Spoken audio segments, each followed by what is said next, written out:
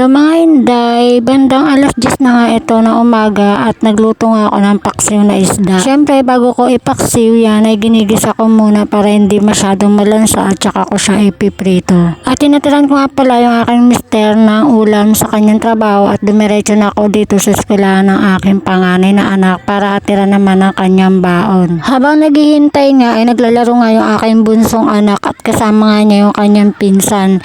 Dalawa sila naglalaro dito sa school. Ilang linggo na rin kasi kami na puro manok ang ulam tsaka baboy. Charis, mayaman sa ulam. Dala-dala kasi ng asawa ko yung ulam na yun, kaya sabi ko naman sa mister ko ay mag-isda naman kami para maiba naman kasi nakakasawa naman talaga, diba? Kahit naman kayo nagsasawa na. At kahapon vlog din to kasi pinagsabay ko na lang kasi nga hindi rin ako masyado nag-vlog, kaya dinugtong ko na lang doon sa vlog ko. At nandito ulit kami sa school ng aking panganay para tiran ulit siya ng pagkain. Marami kasi nakakain niya kapag kakasabay niya kaming kumain. Kapag siya lang kumakain niyan, hindi niya nauubos yung pagkain niya. Siguro nalulungkot kasi mag-isa lang siya kumakain, kaya ginagawa ko, hinahataran ko na lang siya ng pagkain sa school at hinihintay ko siyang matapos kumain. Habang naghihintay nga sa kanya ay naglalaro naman yung aking bunsong anak dito. Lagi na lang siya naglalaro dito, sanay na sanay nga. At ito nga yung aking itsura ngayon.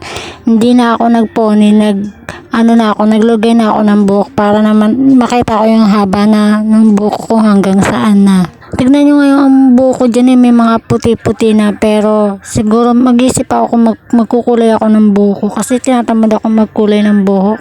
Kaya tamang tambay lang ako dito sa inuupuan ko ngayon. At yung aking yung katabi dito sa may dalawang estudyante nag-usap, spoken dollar pa English speaking, nagkakaintindihan silang dalawa. Please like, follow and share. Salamat!